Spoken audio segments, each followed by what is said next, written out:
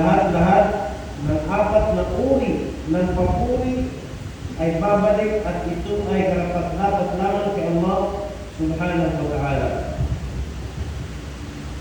Bilang isang tao humahangad ng kabutihan dito sa mundo, ang pinakamabuti, sabi ng Rasulullah sallallahu alaihi wasallam, ay yung taong biniyayaan ng Allah subhanahu wa ta'ala ng understanding, paham, faith, pag-intindi sa kanyang reliyong Islam. Kapag ang tao ay binigyan ng Allah subhanahu wa ta'ala ng understanding sa reliyong Islam, yun ang biyaya ng Allah subhanahu wa ta'ala sa kanya, na binigay ng Allah ta'ala upang daan na makamit niya ang napakaraming mga mabuti. Sabi ng Rasulullah sallallahu alaihi wasallam, "May yuridillahu bihi khayran ay khayran kathiran yufaqqihhu fid din." Ang sino mang naisin ng Allah subhanahu wa ta'ala na biyayaan niya ng napakaraming mga mabuti, ay ipaiintindi sa kanya ng Allah subhanahu wa ta'ala ang kanyang agama. Itong understanding sa agama ay isang kaalaman. Ngunit ang pinagkaiba niya sa kaalaman ng mga nabi, dahil ang kaalaman na dapat na makuha ng hindi nabi ay isang kaalaman na dapat na pinagsisikapan.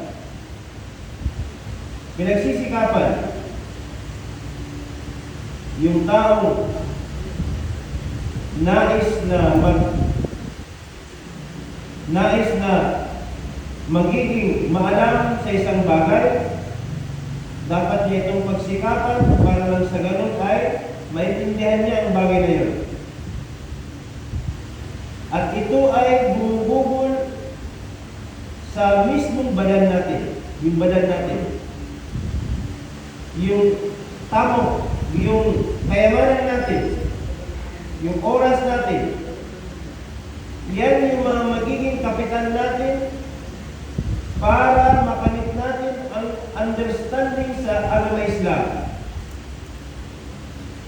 Bi amwalikum wa anfusikum, sabi ng Allah subhanahu wa ta'ala, ang pagsisikap sa landas ng Allah ay sa pamamagitan ng sarili, ng kayamanan at ng mga sarili. Kaya sa mga batang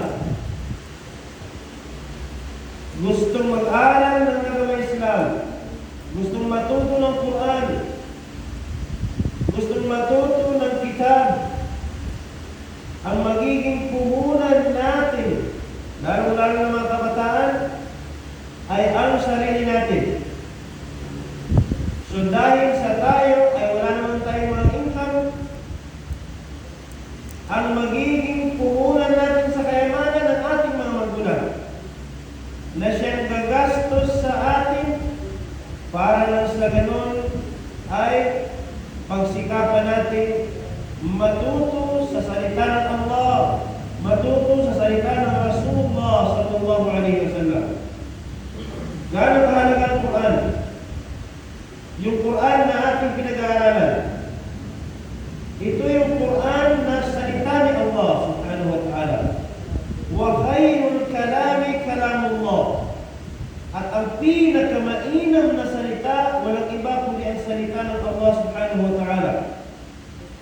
Ito yung Quran na ating pinagsisikapan.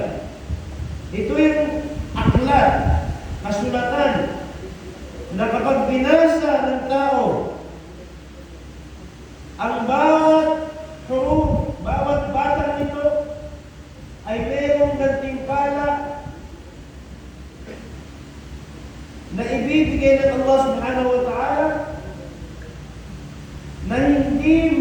hindi ibibigay ng Allah sa ibang aklat kapag ito ay binasa mo. Magbasa ka ng newspaper, magbasa ka ng dictionary, magbasa ka ng anumang uri ng aklat dito sa ibabaw ng mundo. Sa bawat basa mo doon, yung letra doon ay walang gantimpala. Wala ka namang kasalanan, pero wala kang gantimpala na makukuha doon. May understanding? Pwede. Pero yung pahala mismo ng batang na yun, na binabasa mo ay wala doon ang gantimpala. Maliban sa Quran, yung Quran, isang batang, ang binabasa mo ay 10 hasanat. 10 hasanat, kabutihan na ibibigay ng Allah subhanahu wa ta'ala, at yun ang magiging tamok kayamanan natin sa akhirat. Kasi doon sa akhirat, wala ng peso, wala ng dollar, wala ng euro, wala ng anumang currency ang katanggap-tanggap doon. Dahil ang magiging pera natin sa akhirat ay hasanat. So paano mag-ipon ng hasanat o pera? Isa na doon ang pagbasa ng Quran. Isang batang 10 hasanat ang ibibigyan ng Allah subhanahu wa ta'ala. Kahit mismo yung kitab sa hadith. Magbasa din ng hadith na kitab, walang hasanat na ibibigyan ng Allah subhanahu wa ta'ala. Pero ang Quran na binabasa natin ay mayroong hasanat kahit pa hindi natin naiintindihan. Then how much more yung naiintindihan natin? Masigit doon ang gantimpala na ibibigay ng Allah subhanahu wa ta'ala. So isipin natin, Bismillahirrahmanirrahim. Ilan ang batang doon? 19. Di ba? 19. So, idugtong mo yung Alhamdulillahi Rabbil Alamin. So magbasa ka ng mga ayat, mga surah sa Quran, araw-araw mong binabasa. So, araw-araw kang nagdi-deposit ng hasanat, pera mo doon sa akhirat. Ganito kahalaga itong Quran na ating pinag-aaralan at ating inuutos sa mga kabataan para pag-aralan ng Quran na ito. Walang ibang aklat dito sa mundo na gano'n. Kahit mga ancient books pa, mga sinaunang mga aklat pa, walang gano'n na gantimpala na pinapangako ng Allah subhanahu wa ta'ala. Pagdating dito sa dunya, ang Quran na ito ay hudan, isang patnubay. Bismillahirrahmanirrahim. Alif Lam Mim. Dzalika al-kitabu la rayba fihi hudan lil muttaqin. Ito sabi ng Allah Ta'ala, ang kitab, ang kasulatan. Ang kasulatan na walang anumang pagdadalawang isip. Walang anumang pagdadalawang isip ang napapaloob dito. Ibig sabihin ng Quran, ang siyang salita dito sa balat ng lupa na walang pagdadalawang isip, walang kamalian, walang dhanni. Mayroong 50-50, wala. Kundi ito ay yaqeen, qat'i. Ibig sabihin ay walang anumang pagdadalawang isip na totoo at tunay na mula kay Allah subhanahu wa ta'ala ang lahat ng napapaloob sa Quran, at siya ay nagiging hidayah. Patnubay. Patnubay ito para sa mga muttaqin, para sa mga tao matakutin kay Allah subhanahu wa ta'ala. So itong Quran na ating pinanghawakan ngayon ay isang aklat, isang kasulatan na pagdating doon sa aklat, ang natatanging tagapagligtas natin, ang Quran na ating binabasta-basta ngayon, Ang Quran na minsan na lamang nabubuksan kapag sa buwan ng Ramadan lamang. Ang Quran na inaalikabok na dahil sa paminsan-minsan na lamang natin nabubuksan. Itong Quran na siyang ating martabat bilang isang Muslim, ating kasulatan, ating hujja, ating proof, ang ating martabat, ang Quran. Itong Quran na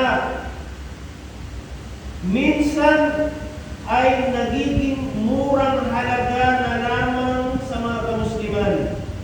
Bakit murang halaga na lamang ang Quran sa mga kamusliman? Sa ilan sa mga kamusliman? Dahil pinipili na lamang ng mga Muslim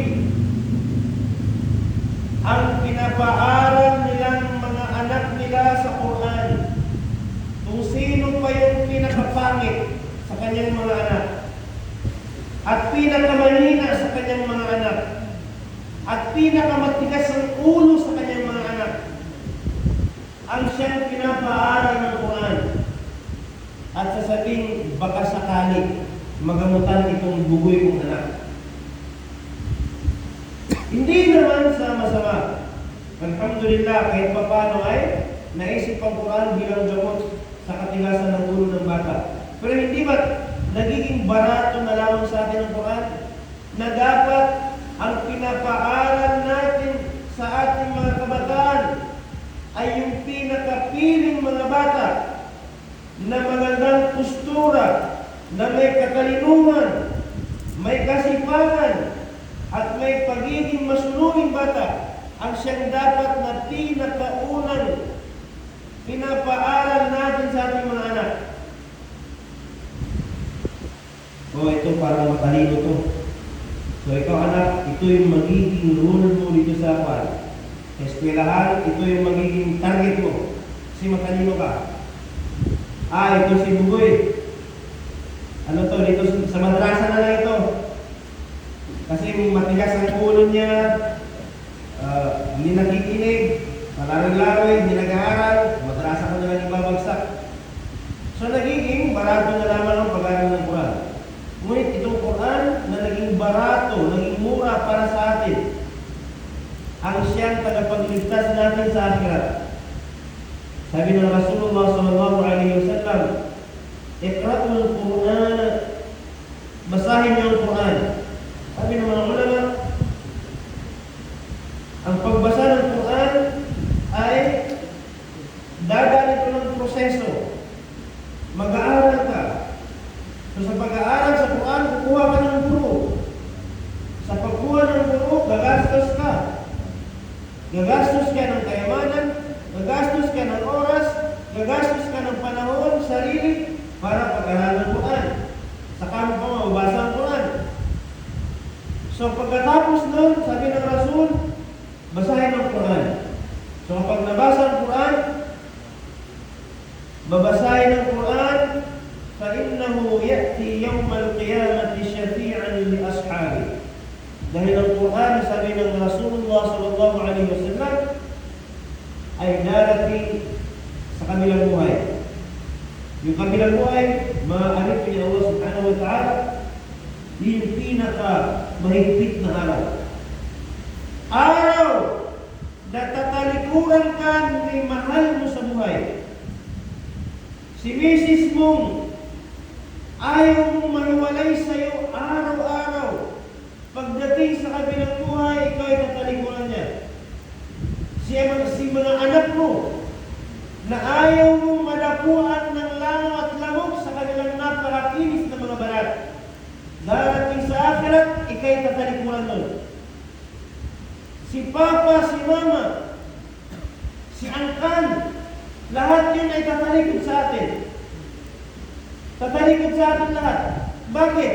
Kasi sa araw ng paghukom, kitang-kita na ng bawat isa sa atin ang narakadyahanam.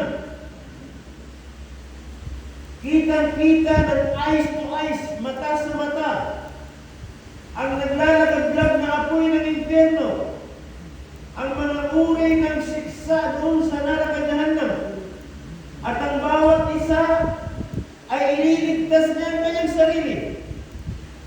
Nafsi, nafsi. Doon mangyayari ang selfishness, ang pagiging selfish ng tao. Dito kaya pa natin magsakripisyo. Kahit hindi ka makakaya lang si asawa. Kahit hindi ka makakaya lang si anak. Kahit hindi ka makatulog sa buong gabi, basta't mahambing na tulog ang para sa mga pamilya. Sa akhirat, walang ganun. So sa akhirat, ay nagkakaroon ng nafsi-nafsi. Ang bawat isa ay ililigtas niya ang kanyang sarili. Pupunta ang umat. Ang umat, pupunta kay Nabi Ibrahim, kay Nabi Adam, para maghingi ng syafaat. Pupunta kay Nabi Musa, kay Nabi Ibrahim, kay Nabi Isa. Lahat ng mga propeta ay pupuntahan natin para lamang humingi ng tulong. At ang pinakahuli ay pupuntahan natin ang Rasulullah sallallahu alaihi wasallam. At doon mangyayari ang syafa'atul kubra. Ala kulli hal, ang Quran, pagdating sa kabilang buhay, isa sa mga tagapagligtas natin. Isa sa mga tagapagligtas natin sa akhirat, na ang araw na yun, yawma yafirru al-mar'u min akhihi wa ummihi wa abihi wa sahibatihi wa banihi likulli imri'in minhum yawma'idin sya'nu yudni. Sa araw na yun, sabi ng Allah Ta'ala, at sa araw na akhirat, yafirru al-mar'u min akhihi, tatakbuhan ng tao ang kanyang kapatid. Yung kapatid niya, tatakbuhan niya, tatalikuran niya. Wa ummi wa abi, pati ang kanyang nanay, tatalikuran niya. Ang kanyang tatay, tatalikuran niya, tatakbuhan niya. Hihingin tulong tatay, anak, tulungan mo ako, kunan ako ng pagsapahat sa aking amal. Tatalikuran ka ng anak. Wa sahibatihi wa bani, yung asawa mo, yung mga anak mo, ganun din. Likulli imri'in minhum yawma'idin sya'nu yudni. At bawat tao sa araw na yun, sabi ng Allah Ta'ala, ay aasikasuhin na niya lamang ang kanyang sarili. Tirabahala sa bawat isa doon sa kabilang buhay. Merong isang nag-iisa na tutulong at nagpagligtas sa atin, hindi tayo iiwan, ang Quran. Ya'ti yawmal qiyamati syafi'an, magiging syafi', magbibigay ng syafa'at ang Quran, ang magbibigay syafa'at sa atin sa akhirat, at ang bibigyan niya ng syafa'at li ashabihi, ang kanyang ashab, sahib. Meron silang musahaba, meron silang friendshipness. Meron silang friendshipness. Si tao at si Quran. Paano? Yung pagiging kaibigan natin. Ano yung kaibigan natin? Na halos hindi tayo mapakali sa isang araw, hindi natin nakikita yung kaibigan natin. Na gusto natin kasama natin ating kaibigan. Kahit pa may asawa tayo, may mga anak tayo, busy tayo sa trabaho.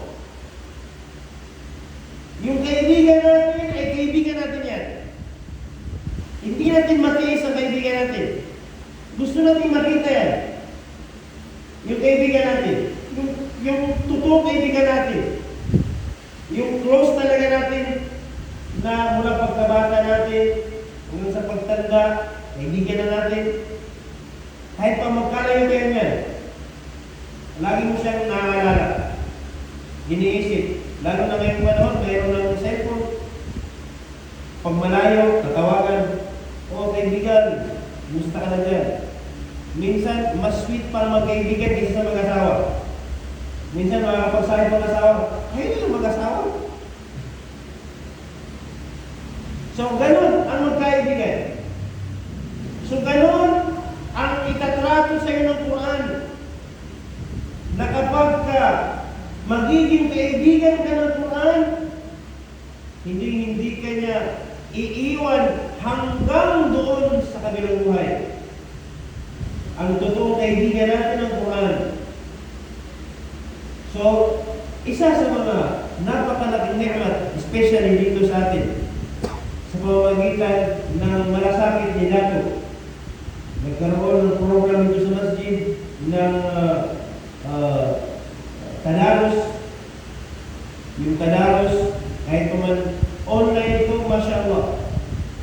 Isang bagay na bihira ka na makakita sa mga ibang lugar na may mga ganitong mga program. And then, nagkaroon ng tadabbur, tapos sa mga summer class, may mga ganitong mga program ng pag-aaral ng Quran. Ito'y napakalaking gawain na biyaya mula kay Allah subhanahu wa ta'ala sa pamamagitan ng asbab sa ating minamahal na Dato. So mga kapatid, mga magulang sa Islam, habang malakas pa tayo, habang malakas pa si Dato sa kanyang malasakit, sa mga kabataan natin, sa pag-usbong ng agama sa ating lugar, ay huwag natin sayangin ang panahon. May mga kabataan tayo ready mag-aral ng Quran, suportahan natin sila sa pag-aaral ng Quran. May mga kabataan tayo ready mag-aral ng mga pag-intindi sa Quran, sa kitab ng Allah subhanahu wa ta'ala, ay suportahan natin ito gamit ang ating indikasyon para sa kanila, gamit ang ating kayamanan para sa kanila, gamit ang ating suporta para sa kanila, at balang araw ay magbubunga ito ng napakagandang bunga dito sa ating lugar. Tayo ay nangangani sa ating mga pinagsisikapan. Lalo-lalo na itong Quran. Yung Quran, Masya Allah, salita ng Allah subhanahu wa ta'ala, ito yung naging buhay natin. Sa mundong ibabaw, ang patnubay dito sa Quran. Kung wala ang Quran, ano ang magiging itsura ng mga Muslim dito sa ibabaw ng lupa?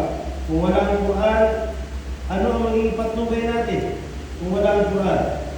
At pagdating sa akhirat, ang siyang tanging isa sa mga magiging tagapagligtas natin, ang Quran.